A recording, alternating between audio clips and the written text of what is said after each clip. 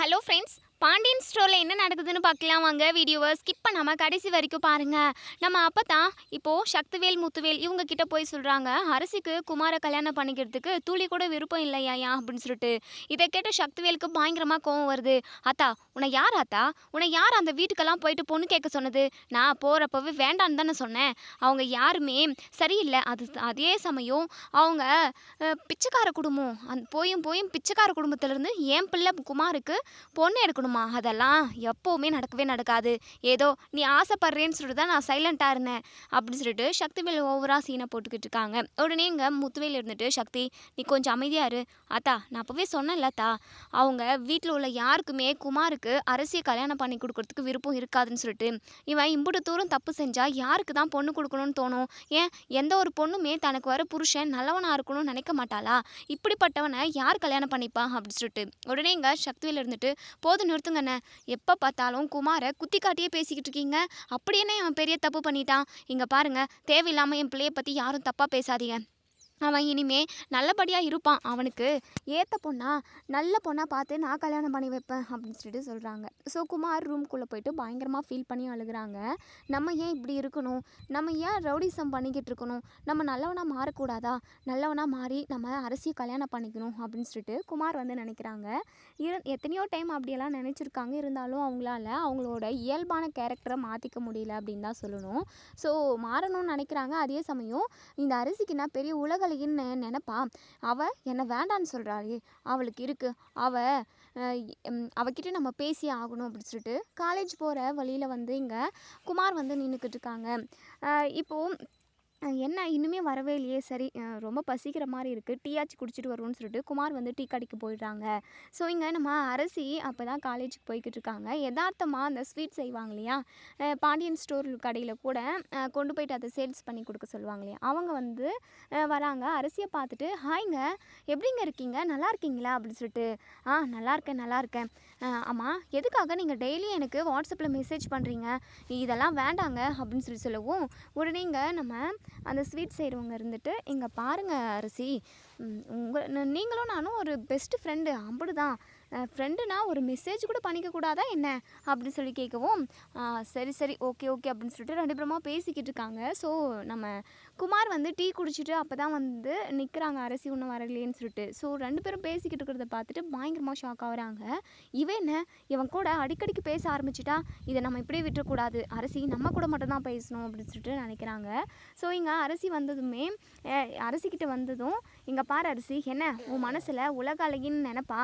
நீ என்ன வேண்டான்னு சொன்னியமே, இங்கே பாருடி, நீ என்னைக்கு இருந்தாலும் எனக்கு தான் பொண்டாட்டியாக வரணும். அது மட்டும் இல்லாமல் கண்டவன் கூடலாம் நீ எதுக்காக பேச்சுவார்த்தை வச்சுக்கிற?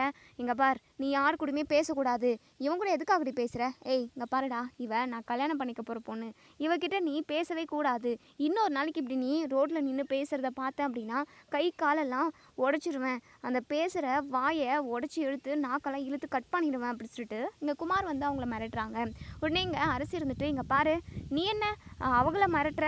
அவங்க என் கூட பேசுவாங்க, உனக்கு என்ன வந்தது? நான் யார் கூட பேசணும் பேசக்கூடாதுன்னு சொல்லிட்டு நீ சொல்லாத. நான் யார் கூட பேசணும்னு நினைக்கிறவனோ அவங்க கூட பேசுவேன். நீ சொல்கிறத கேட்டுக்கிட்டு நடக்கணும்னு எனக்கு எந்த அவசியமும் கிடையாது அப்படின்னு சொல்லிட்டு இங்கே நம்ம அரசி வந்து சொல்கிறாங்க. குமார் இருந்துட்டு, அப்படியெல்லாம் கிடையாது, நீ என் பொண்டாட்டியா, என் வீட்டுக்கு மருமகளாக நீ வந்தாச்சு, வந்து கொஞ்ச நாள் இருந்தல்ல, அப்படி இருக்கிறப்போ நீ எப்படி என் பொண்டாட்டி இல்லை? நான் சொல்கிறதெல்லாம் நீ கேட்க மாட்டேன்னு சொல்கிற? இங்கே பாரு அரசி, அப்படியெல்லாம் கிடையாது. இந்த ஜென்மத்தில் நீ தான் எனக்கு பொண்டாட்டி, நான் தான் உனக்கு புருஷன். இங்கேருந்து கிளம்புடா அப்படின்னு சொல்லிட்டு. உடனே அவங்க இருந்துட்டு, என்ன நீ எதுக்காக நீ அரசியோட விருப்பமே இல்லாமல் தேவையில்லாததெல்லாம் பேசிக்கிட்டு இருக்க அப்படின்னு சொல்லிட்டு அவங்க வந்து நம்ம குமார் அடிக்க வரும். குமார் இருந்துட்டு திரும்பவும் அடிக்க வராங்க. ஸோ கரெக்டான டைமில் நம்ம பாண்டியன் வராங்க. ஸோ பாண்டியன் வந்து இங்கே குமாரை நெஞ்சு மேலே எட்டி உதைக்கிறாங்க. இங்கே குமார் போயிட்டு கீழே விழுந்துடுறாங்க. யாருடான்னு சொல்லிட்டு திரும்பி பார்க்குறப்ப தான் பாண்டியன். ஸோ பாண்டியனை பார்த்ததுமே பம்பி பதுங்குறாங்க குமார். டேய் பொறுக்கி பையிலே, இதுக்கப்புறம் என் பிள்ளை அரசிக்கிட்ட ஏதாவது தப்பாக நடந்துக்கணும்னு நினச்சேன், உனக்கு கையும் இருக்காது காலும் இருக்காது, ஓடி போடா அப்படின்னு சொல்லிட்டு சொல்கிறாங்க. ஸோ குமாருமே அங்கேருந்து போயிடுறாங்க. உடனே இங்கே அதாவது ஸ்வீட் செஞ்சு கொண்டு வராங்களே அவங்க இருந்துட்டு, சார் கரெக்டான டைமுக்கு வந்தீங்க சார், நீங்களனாலுமே நான் அரசி அவங்ககிட்ட இருந்து காப்பாற்றிருப்பேன் சார். பரவாயில்லையே, ஏதாவது ஒரு பொண்ணுக்கு பிரச்சனை அப்படின்னா, யாராவது ரோட்டில் நின்று சண்டை போட்டுக்கிட்டு இருந்தாங்க அப்படின்னா நீங்கள் வந்து காப்பாற்றுறீங்களே அப்படின்னு சொல்லிட்டு சொல்கிறாங்க. உடனே இங்கே பாண்டியன் இருந்துட்டு இவ என் மகளாக இல்லை வேற ஒரு பொண்ணாக இருந்தாலுமே இப்படி ஒரு பிரச்சனை வழியில் நடந்திருந்தா கண்டிப்பாக நான் நியாயம் கேட்டிருப்பேன். இவ என் பொண்ணு, இவளை யாராவது வம்பு இழுத்தாங்க அப்படின்னா அவங்கள சும்மாவே விட மாட்டேன் அப்படின்னு சொல்லிட்டு அவங்களுக்கு பயங்கர ஷாக்கிங்காக இருக்குது. ஏன்னா இப்போ தான் அரசி வந்து பாண்டியனோட மக அப்படின்ற விஷயமே அவங்களுக்கு தெரியும். ஸோ இங்கே நம்ம ஸ்வீட் செய்கிறாங்களே அவங்கள இருந்துட்டு கொஞ்சம் பயந்தே இருக்காங்க. இவங்கக்கிட்ட நம்ம சவகாசம் வச்சுக்கக்கூடாது, அரசிக்கிட்ட பார்த்தே பேசணும் அப்படிங்கிற மாதிரியெல்லாம் யோசிக்கிறாங்க. குமார் வீட்டுக்கு போனதுமே பயங்கர கோவமாக அப்படியே ரூமில் போயிட்டு கதவெல்லாம் அப்படியே கையால் உடச்சி தள்ளணும்னு சொல்லிட்டு குத்துன்னு குத்திக்கிட்டு இருக்காங்க. அவ்வளோ ஒரு கோவம். ஏன்னா பாண்டியன் வந்து எட்டி மிதிச்சது, அவங்க போய் கீழே விழுந்ததுன்னு சொல்லிட்டு ரொம்பவே அவமானப்பட்டது, அதையும் தாண்டி அரசி பேசின விஷயங்கள், இது எல்லாமே அவங்களுக்கு பயங்கர இரிட்டேட் ஆகுது. ஸோ அரசி எப்படியாவது கல்யாணம் பண்ணி ஆகணும் அப்படின்னு சொல்லிட்டு நினைக்கிறாங்க. அதே சமயம் ஒரு பிளானுமே பண்ணுறாங்க. அவங்க ஃப்ரெண்டுங்களை வச்சு அரசியை கடத்தணும்னு சொல்லிட்டு பிளான் பண்ணுறாங்க. ஸோ அவங்க ஃப்ரெண்ட்ஸுங்களுக்கு எல்லாருக்குமே இன்ஃபார்ம் பண்ணுறாங்க. இங்கே பாருங்கடா, கரெக்டாக நாளைக்கு நான் ஒரு 9:30 மணிக்கு அங்கே இருப்பேன், நீங்களும் அசம்பிள் ஆகிடுங்க. கண்டிப்பாக அந்த டைமில் தான் அரசி வந்து காலேஜுக்கு வருவாள். ஸோ அந்த டைமில் நம்ம அவளை கடத்திடணும் அப்படின்னு சொல்லிட்டு பிளான் பண்ணிடுறாங்க. ஸோ இன்னொரு சைடு இங்கே நம்ம யார் ராஜி வந்து எக்ஸாம் ரிசல்ட்டுக்காக வெயிட் பண்ணிக்கிட்டு இருப்பாங்க. ஸோ அவங்களுக்கு இன்றைக்கி எக்ஸாம் ரிசல்ட் இருக்குது. ஸோ இங்கே நம்ம கதிர் இருந்துட்டு, என்ன ராஜி ரொம்ப பதட்டமாக இருக்க போல், இங்கே பாரு ராஜி, இந்த அளவுக்கு நீ பதட்டமாக இருக்க வேண்டிய அவசியமே கிடையாது. இங்கே பாரு, இந்த டைம் நீ ஃபெயில் ஆனாலுமே பரவாயில்லை, நான் அடுத்த டைம் நம்ம எழுதி பாஸ் பண்ணிக்கலாம், நீ ஏன் இவ்வளோ டென்ஷனாகவே இருக்க ராஜி அப்படின்னு சொல்கிறாங்க. ஸோ உடனே ராஜி இருந்துட்டு, இல்லை கதிர், நான் கண்டிப்பாக இதில் பாஸ் ஆகியே ஆகணும். இப்போ இந்த டைமில் இந்த எக்ஸாமில் நான் பாஸ் ஆகிட்டேன், எனக்கு போலீஸ் வேலை கிடச்சிருச்சு அப்படின்னா கன்ஃபார்ம் எனக்கு ரொம்ப சந்தோஷமாக இருக்கும். ஏன் அப்படின்னா என் அப்பாவுக்கு பெருமை சேர்த்தி கொடுக்கணும். அதையும் தாண்டி எனக்காக நீ டியூஷன் ஃபீஸ் 1,00,000 ரூபாய் கட்டினேன், அதுக்கு எல்லாத்துக்குமே ஒரு பலனாக இருக்கணும் அப்படின்னா அதுக்கு நான் இந்த எக்ஸாமில் பாஸ் ஆகணும். எனக்கு ரொம்ப பயமாக இருக்குது கதிர், கண்டிப்பாக நான் பாஸ் ஆகிடுவேன்ல அப்படின்னு சொல்லிட்டு. ராஜி, அதெல்லாம் ஆகிடுவோம் ராஜி, அப்படியே ஆகலைனாலும் பிரச்சனை இல்லைன்னு நான் சொல்லிட்டேன்ல அப்படின்னு சொல்லிட்டு. இல்லை கண்டிப்பாக நான் பாஸ் ஆகிடணும் அப்படின்னு சொல்லிட்டு சாமிக்கிட்டலாம் போய் வேண்டிக்கிறாங்க. இப்போ கோமதி இருந்துட்டு, ராஜி வா ராஜி, எம்பிட்டு நேரமாக உன்னை கூப்பிட்டுக்கிட்டு இருக்கிறது, வா எல்லாரும் சாப்பிட உட்கார்ற, போய் நீயும் சாப்பிட உட்காரு வா அப்படின்னு சொல்லிட்டு. இல்லைத்த வேண்டாம் த, எனக்கு ரிசல்ட் வரட்டும் அதுக்கப்புறம் நான் சாப்பிட்டுக்கிறேன் அப்படின்னு சொல்லுவோம்.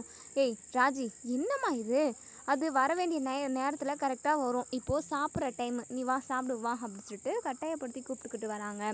ஸோ எல்லாருமே சாப்பிட்டு முடிச்சுட்டு இங்கே நம்ம ராஜியுமே கொஞ்சமாக தான் சாப்பிட்றாங்க, அவங்களுக்கு அவ்வளோவா இறங்கவே இல்லை ரிசல்ட் என்ன மாதிரி வரும் அப்படின்னு சொல்லிட்டு.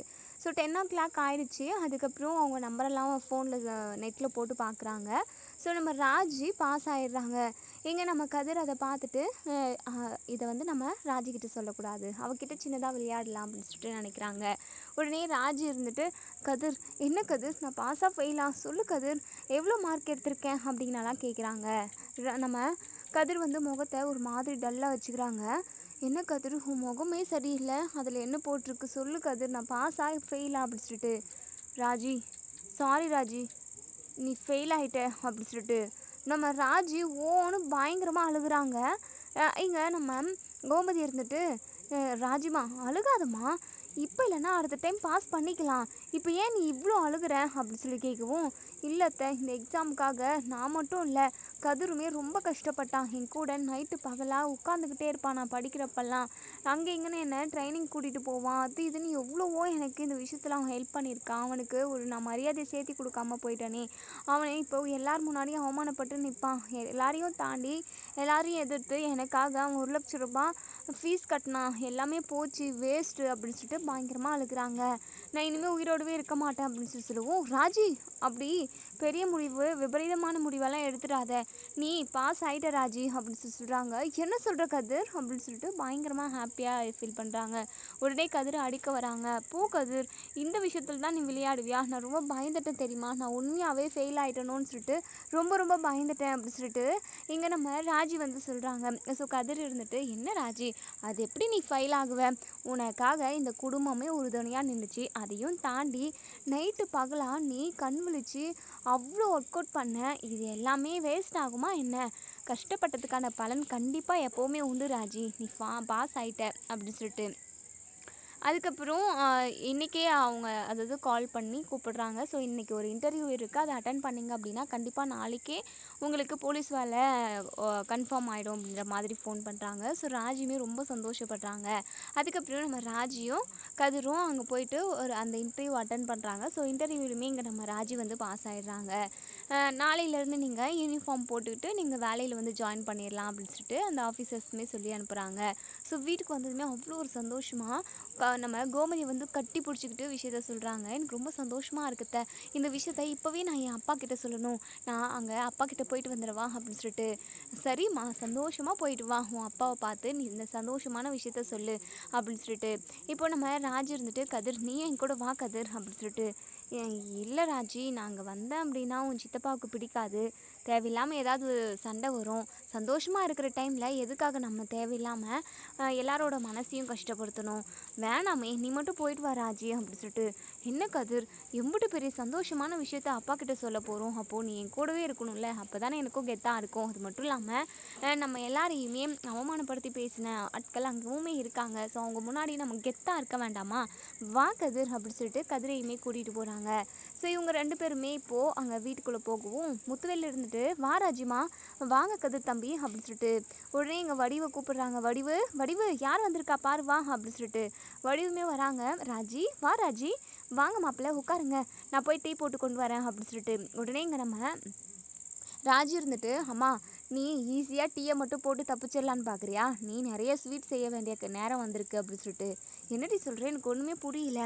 ஆமாம்மா, ரொம்ப ரொம்ப சந்தோஷமான விஷயத்த தான் நான் சொல்ல வந்திருக்கேன் அப்பா. இந்த விஷயத்த அதாவது எப்படி உங்ககிட்ட சொல்லணுன்னே தெரியல, அந்த அளவுக்கு சந்தோஷம் எனக்கு தொண்டையை அடைக்குது அப்படிங்கிற மாதிரி சொல்கிறாங்க. என்ன அம்புட்டு பெரிய சந்தோஷமான விஷயம் என்ன, என்ன தம்பி ராஜி என்னமோ சொல்லிக்கிட்டு இருக்கா, ஒரு வேளை ராஜி ப்ரெக்னெண்ட்டாக இருக்காளா என்ன அப்படின்னு சொல்லிட்டு. ஐயோ மாமா அதெல்லாம் ஒன்றும் இல்லை, அதை விட இன்னும் சந்தோஷமான விஷயம்தான். உடனே வடிவு இருந்துட்டு அதை விட சந்தோஷமான விஷயம் இந்த உலகத்தில் எது இருக்க போகுது தம்பி, குழந்தைன்றது ஒரு வரம் பாக்கியம், அது கண்டிப்பாக அந்த வரம் ராஜிக்கு கிடைக்கணும், அப்போ தான் எங்களுக்கு ரொம்ப சந்தோஷமாக இருக்கும் அப்படின்னு சொல்லிட்டு. உடனே ராஜி இருந்துட்டு அம்மா அதெல்லாம் கண்டிப்பாக எனக்கு கிடைக்கும், இப்போதைக்கு இப்போ சந்தோஷமான விஷயம் என்னன்னு கேளுமா அப்படின்னு சொல்லிட்டு. என்னன்னு சொல்கிறீ, அதுதான் நாங்களும் வந்ததுலேருந்து கேட்டுக்கிட்டு இருக்கோம் அப்படின்னு சொல்லி கேட்குறாங்க.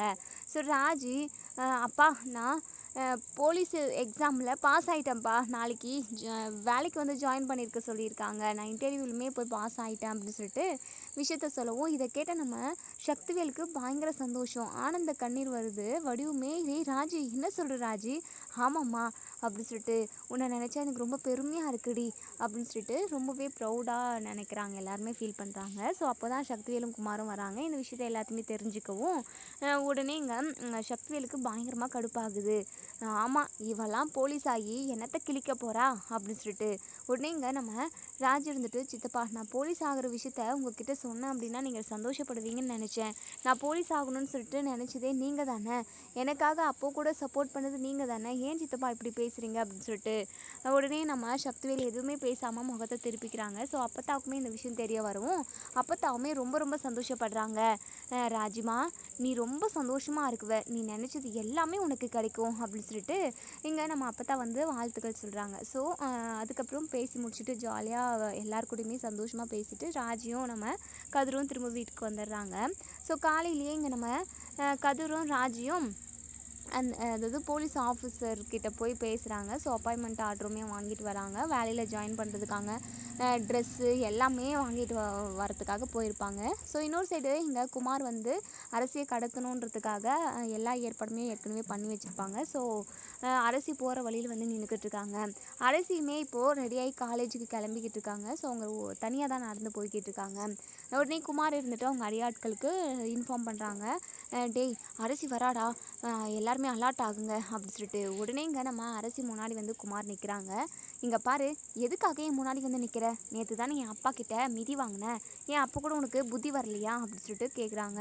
உடனே குமார் இருந்துட்டு என்னடி ஓவராக பேசுகிற, இங்கே பாரு நீ என்னை விட்டுட்டு வேறு யாரையாவது கல்யாணம் பண்ணிக்கிட்டு சந்தோஷமாக இருக்கலாம்னு நினைப்ப, இங்கே பாரு நீ சந்தோஷமாக இருப்ப, என் கூட அதாவது என் கூட ஒன்று சேர்ந்து சந்தோஷமாக வாழு, கண்டிப்பாக நான் உன்னை சந்தோஷமாக பார்த்துப்பேன் அரசி அப்படின்னு சொல்லிட்டு, இங்கே பாரு லூசுத்தனமாக பேசிக்கிட்டு இருந்த அப்படின்னா அம்பிட்டு தான் நடக்கிறதே வேற, ஒழுங்கா வழியை விடு அப்படின்னு சொல்லிட்டு, இங்கே பாரு உனக்கு வழியை விட்டு உன்னை போக விடுறதுக்காக நான் உன்கிட்ட வந்து பேசிக்கிட்டு இருக்கல, நீ எனக்கு பொண்டாட்டியாக கிடைக்கணும், எப்போவுமே நீ என் கூடவே இருக்கணும் அப்படின்னு சொல்லிட்டு, இங்கே பாரு எதுக்காக இப்படியெல்லாம் பேசிக்கிட்டு இருக்க அப்படின்னு சொல்லி கேட்கவும், உடனே கர்ச்சிப்பில் மயக்க மருந்து வச்சுருப்பாங்க. ஸோ அதை வந்து மூக்கில் வச்சு இங்கே நம்ம அரசியை தூக்கி காரில் போட்டுக்கிட்டு ஒரு கஸ்டடிக்கு போயிடுறாங்க. ஸோ இங்கே காலேஜுமே டைம் ஆகுது. ஸோ 10 மணி ஆகுது. காலேஜுக்கு வந்து அரசி வரல. ஸோ அவங்களோட காலேஜில் எப்படின்னா, ஒருத்தவங்க லீவ் போட்டாங்க அப்படின்னா அவங்க வீட்டுக்கு இன்ஃபார்ம் பண்ணிடுவாங்க. ஏன்னா ஒரு சில பொண்ணுங்க பசங்க எல்லாருமே காலேஜுக்கு வரன்ற பேரில் கட்டடிச்சுட்டு ஊரை சுற்ற போவாங்க இல்லையா, அதனால இன்ஃபார்ம் பண்ணுவாங்க. ஸோ பாண்டியனுக்கு தான் கால் பண்ணுறாங்க. உங்கள் பொண்ணு காலேஜுக்கு வரல, உங்கள் வீட்டில் தான் இருக்காங்களா அப்படின்னு சொல்லி கேட்கவும், என்ன சொல்கிறீங்க, அவங்க அரசி காலேஜுக்கு வந்திருந்தாளே அப்படின்னு சொல்லிட்டு, ஓ அப்படியா, ஆனால் காலேஜ் வந்து அவங்க வரவே இல்லை அப்படின்னு சொல்லி சொல்கிறாங்க. நம்ம பாண்டியன் ரொம்பவே பதறி போகிறாங்க. அதுக்கப்புறம் ஃபோனை வச்சுட்டு வீட்டுக்கு போயிட்டு கோமதி கிட்ட கேட்போம். கோமதியுமே, ஏங்க அரசி காலையில் தாங்க காலேஜுக்கு ரெடியாகி போனா அப்படின்னு சொல்லிட்டு, உடனே இங்கே நம்ம பாண்டியன் ரொம்பவே பதறி போகிறாரு. ராஜியும் நம்ம கதிரும் இவங்க 2 பேரும் அப்போ தான் அந்த போலீஸ் ட்ரெஸ், அப்பாயின்மெண்ட் ஆர்டர் இது எல்லாமே வாங்கிட்டு வராங்க. வீட்டில் 2 பேருமே ரொம்பவே பதட்டமாக இருக்காங்க. என்னாச்சுன்னு கேட்குறப்ப தான் விஷயத்த சொல்கிறாங்க. ஸோ பாண்டியன் வந்து நேற்று நடந்த விஷயத்த சொல்லியிருப்பாங்க. அந்த குமாரை அடித்து ஒருத்தனை அரசிக்கிட்ட வம்பு பண்ணிக்கிட்டு இருந்தான் அப்படின்னு சொல்லிட்டு, ஒருவேளை அவன் தான் ஏதாவது பண்ணியிருக்கணும் அரசியை அப்படின்னு சொல்லிட்டு ரொம்பவே பதறி போகிறாங்க. கோமதிக்கு ஒரே அழுகியாக வருது. இந்த குமார் எப்போவுமே திருந்தவே மாட்டானா, அவன் மட்டும் திரும்ப என் கையில் கிடைக்கட்டும், அவனை கொன்று போடாமல் விட மாட்டேன் அப்படின்னு சொல்லிட்டு பயங்கர ஆக்ரோஷமாக பேசுகிறாங்க. இப்போ இங்கே ராஜு இருந்துட்டு, நீங்கள் கவலைப்படாதீங்க, கேஸு அந்த குமாரோட கேஸாக தான் இருக்கணும், அந்த திருட்டு பையில பிடிச்சி ஃபஸ்ட்டு நான் ஜெயிலில் போடுறேன் அப்படின்னு சொல்லிட்டு இங்கே ராஜு யூனிஃபார்ம் எல்லாம் போட்டுக்கிட்டு கிளம்பி போகிறாங்க. ஸோ அவங்க ஸ்டேஷனுக்கு போயிட்டு அவங்க ஸ்டேஷனில் உள்ள கான்ஸ்டபிள்ஸ் இவங்களை எல்லாருமே கூட்டிக்கிட்டு தேட ஆரம்பிக்கிறாங்க. ஸோ ஒரு வழியாக கஸ்டடிக்கு போகிறாங்க. எங்கள் குமாரோட ஒரு சில குடவுன்ஸ் எல்லாம் நம்ம ராஜுக்கு தெரியும். ஸோ அங்கே ஒரு 4-5 இடத்துல பார்க்குறாங்க, அங்கே எங்கேயுமே இல்லை. ஸோ கடைசியாக ஒரு குடவுனுக்கு போகிறாங்க. ஸோ அங்கே தான் நம்ம அரசியை வந்து குமார் வந்து கட்டி போட்டு வச்சுருப்பாங்க. அரசி, என்னை விடுங்கடா, ஒழுங்கு மரியாதையை என்னை விட்டுருங்க, என் அப்பாவுக்கும் என் வீட்டில் உள்ளவங்களுக்கும் இங்கே நீங்கள் வந்து என்னை கடத்திட்டு வந்திருக்க விஷயம் தெரிஞ்சுது அப்படின்னா உன்னை உண்டிலன்னு பண்ணிடுவாங்க, நீ எல்லாம் திருந்தவே மாட்டியாடா அப்படின்னு சொல்லிட்டு குமாரை பயங்கரமாக திட்டிக்கிட்டு இருக்காங்க.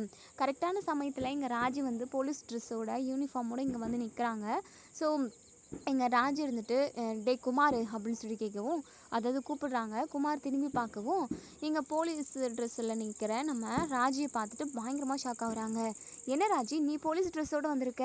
நான் போலீஸ் ட்ரெஸ்ஸோடு வந்ததெல்லாம் இருக்கட்டும், நீ எதுக்காக அரசியை கடத்தி கொண்டு வந்து இங்கே வச்சுருக்க? இங்கே பாரு ராஜி, நான் அரசி இல்லாமல் என்னால் வாழவே முடியாது, அரசி கூட நான் ஒன்று சேர்ந்து வாழணும்னு நினைக்கிறேன். அது மட்டும் இல்லாமல் அவள் என்னை கல்யாணம் பண்ணிக்கிட்டா அப்படின்னா நான் நல்லவனாக மாறிடுன்னு தானே சொல்கிறேன். ஏன் யாருமே என்னை நம்ப மாட்டேங்கிறீங்க?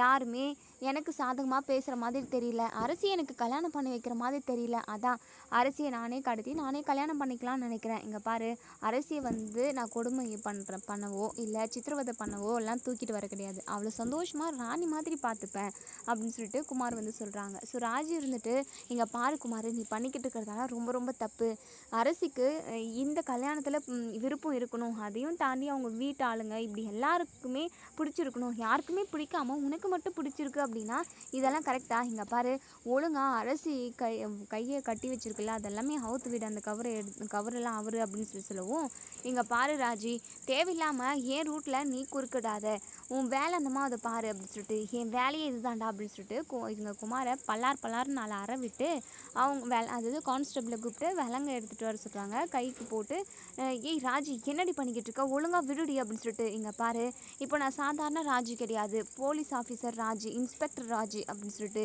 என்ன சொல்கிற நீ? ஆமாம், இன்றைக்கி தான் நான் முதல்ல அதாவது வேலையில் போய் ஜாயின் பண்ணேன்.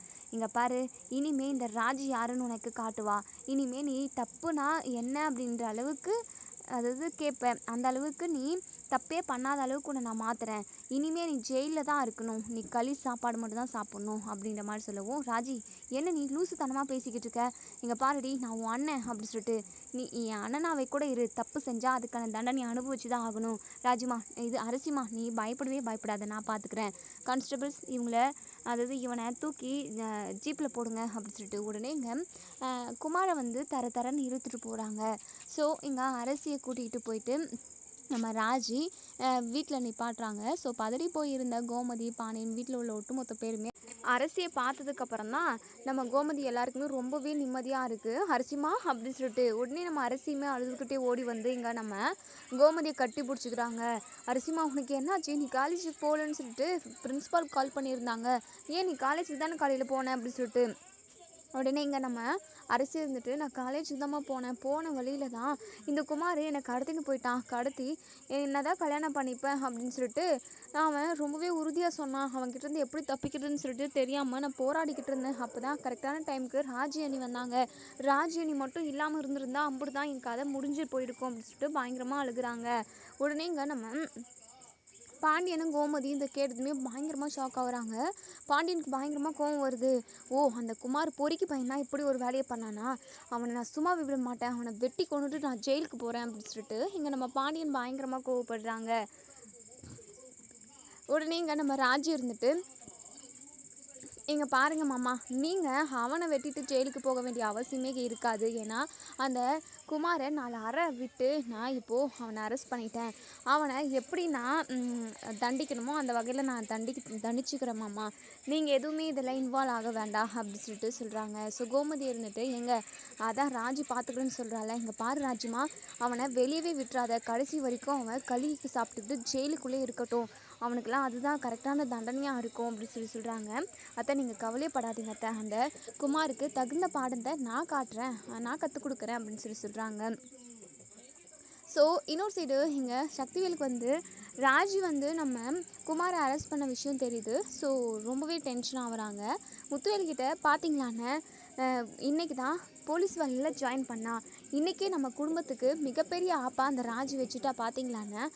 அண்ணே, ராஜி பண்ணிக்கிட்டு இருக்கிறது கொஞ்சம் கூட சரியில்லைண்ணே, குமாரை ஒழுங்காக அவரை வெளியே விட சொல்லுங்கண்ணே, இல்லைனா நடக்கிறதே வேறு அப்படின்னு சொல்லிட்டு பயங்கர கோவமாக சொல்லவும் உடனே முத்துவேல் இருந்துட்டு, சக்தி நீ பேசுகிறது கொஞ்சமாவது உனக்கு நியாயமாக இருக்கா, என் பொண்ணு போலீஸ் ஆஃபீஸர், தப்பு செஞ்சால் அவங்கள தண்டிக்க வேண்டிய பொறுப்பு கடமைன்னு இது எல்லாமே அவளுக்கு இருக்குது. அப்படி இருக்கிறப்போ அவள் வேலையை கரெக்டாக செய்வா, தேவையில்லாமல் எதுவும் பேசிக்கிட்டு இருக்காத, குமார் எதுக்கு அரசியை கடத்தணும், ஏற்கனவே நடந்த பிரச்சனை எல்லாத்தையுமே குமார் மறந்துட்டானா என்ன அப்படி சொல்லிட்டு முத்துவேல் சொல்லுவோம். அண்ணே நீங்களே இப்படி சொன்னால் குமாரை எப்படி என்னை காப்பாற்றுறது, யார் என்னை காப்பாற்றுறது அப்படின்னு சொல்லி கேட்கவும் உடனே இங்கே முத்துவேல் இருந்துட்டு, யாருமே அவனுக்காக வந்து நிற்க மாட்டோம், தப்பு செய்ய மாட்டேன், நான் திருந்திட்டேன்னு சொல்லிட்டு வார்த்தைக்கு 5000 டைம் சொல்கிறான்ல, அப்போது அவனே தப்பெல்லாம் உணர்ந்துட்டு எப்போ வெளியே வரணும்னு இருக்கோ அப்போ வரட்டும், நம்மளாக போயிட்டு அவனை வெளியெல்லாம் கொண்டு வர வேண்டாம், யாருமே குமாரை பார்க்கவோ பேசவோ கூடாது, அவனை ஜெயிலில் பார்க்குறதுக்காக கூட போகக்கூடாது அப்படின்னு சொல்லிட்டு நம்ம முத்துவேல் சொல்லிட்டு ரூமுக்கு போயிடுறாங்க.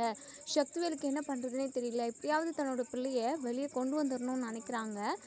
குமார் ஏன் இந்த அரசியை கடத்தியிருக்குவான், போயும் அந்த ஒன்றும் இல்லாத குடும்பத்தில் உள்ள பொண்ணை தான் எடுக்கணும்னு ஏன் இவன் கல்யாணம் பண்ணணும்னு நினைக்கிறான், இவனுக்கு எத்தனையோ டைம் நான் சொன்னேன், அது கொஞ்சம் கூட கேட்காம இவன் இப்படி பண்ணி இப்போ ஜெயிலுக்குள்ளே போய் உட்காந்துருக்கானே, அண்ணனோட அனுமதி இல்லாமல் அண்ணனோட தயவு இல்லாமல் நம்ம எப்படி குமாரை வெளியே எடுக்கிறது அப்படின்னு சொல்லிட்டு சக்திவேல் பயங்கரமாக யோசனை இருக்காங்க. இன்னொரு சைடு இங்கே குமார் இருந்துட்டு கான்ஸ்டபிள்கிட்ட, இங்கே பாருங்கள் சார், தயவு செஞ்சு என்னை விட்டுருங்க, நான் அந்த பொண்ணை கடத்திட்டெல்லாம் வரல, தூக்கிட்டு தான் வந்தேன், என்னடா ரெண்டும் ஒன்று தான் அப்படின்னு சொல்லிட்டு சொல்லவும், இங்கே பாருங்கள், அந்த பொண்ணும் நானும் விரும்புகிறோம், நாங்கள் 2 பேரும் கல்யாணம் பண்ணிக்கிறதுக்காக தான் நாங்கள் அங்கே வந்தோம் அப்படின்னு சொல்லவும், ஓஹோ அப்போ எதுக்காக அந்த பொண்ணை கட்டி போட்டு வச்சுருந்தேன், அந்த பொண்ணு விருப்பத்தோடு தான் நீ கூட்டிகிட்டு வந்த, அப்படி இருக்கிறப்போ நீ என்னமோ கட்டி போட்டு வச்சுருந்தியே, என்ன ஏதாவது சொல்லி எங்ககிட்டேருந்து தப்பிக்கணும்னு நினைக்கிறியா, அது மட்டும் நடக்கவே நடக்காது, நீ பண்ணின தப்புக்கு கரெக்டாக தண்டனைக்கு அனுபவிச்சு தான் ஆகணும், ராஜி மேடம் நீங்கள் வந்து இங்கே இருக்கணும், உன்னை அடி வெளுத்து வாங்க சொல்லணும்னு சொல்லியிருக்காங்க அப்படின்னு சொல்லிட்டு ஸ்டிக் எடுத்துக்கிட்டு வந்தா ஆவறாங்க. இங்கே பாருங்கள், என்னை அடிச்சிங்க அப்படின்னா அவ்வளோதான், என் பெரியப்பாவுக்கு மட்டும் தெரிஞ்சுது அப்படின்னா கண்டிப்பாக அவங்க யாரையுமே சும்மா விட மாட்டாங்க அப்படின்னு சொல்லிட்டு குமார் சொல்கிறாங்க. உன் பெரியப்பாவே இப்போ தான் ஃபோன் பண்ணியிருந்தாரு, உன்னை வெளுத்து வாங்க சொன்னாருடா அப்படின்னு சொல்லிட்டு ஒரு கான்ஸ்டபிள் சொல்கிறாங்க. இதை கேட்டு குமார் பயங்கரமாக ஷாக் ஆகுறாங்க. என்ன, ஏன் பெரியப்பாவா என்ன அடிக்க சொன்னார்? பின்ன உன் பெரியப்பாவே இருந்தாலும் உன் அப்பனாவே இருந்தாலும் நீ பண்ணின தப்புக்கு உன்னை அடிக்க தான் சொல்லுவாங்க, வேற என்ன சொல்லுவாங்க அப்படின்னு சொல்லிட்டு கான்ஸ்டபிள்ஸ் எல்லாருமா சேர்ந்து எங்கள் பொண்ணை இனிமேல் கடத்துவியான்னு சொல்லிட்டு பயங்கரமாக அடி வெளுத்து வாங்குறாங்க குமார். இன்னொரு சைடு நம்ம அரசி ரொம்பவே அழுதுகிட்டே இருக்காங்க. எனக்கு வெளியே தனியாக போகிறதுக்கே ரொம்ப பயமாக இருக்குமா அப்படின்னு சொல்லிட்டு. கோமதி இருந்துட்டு, இங்கே பாரு அரசி, அதான் ராஜி போலீஸ் ஆகிட்டால, இதுக்கப்புறம் உனக்கு எந்த பயமும் வேண்டாம், அந்த குமாருக்கான தண்டனையை அவள் வாங்கி கொடுப்பா, அது மட்டும் இல்லாமல் அந்த குமார் வெளியவே வர முடியாது அப்படின்னு சொல்லிட்டு ஆறுதல் சொல்லிக்கிட்டு இருக்காங்க. ஸோ இதோட இந்த ரிவ்யூ முடியுது. இதுக்கப்புறம் என்ன நடக்குது சொல்லி வெயிட் பண்ணி பார்ப்போம் ஃப்ரெண்ட்ஸ். வீடியோ பிடிச்சிருந்தா லைக் பண்ணி கமெண்ட் பண்ணி தெரிவிங்க. சேனலை சப்ஸ்கிரைப் பண்ணிக்கோங்க, மறக்காமல் பெல் ஐகானையும் கிளிக் பண்ணிக்கோங்க. தேங்க்யூ.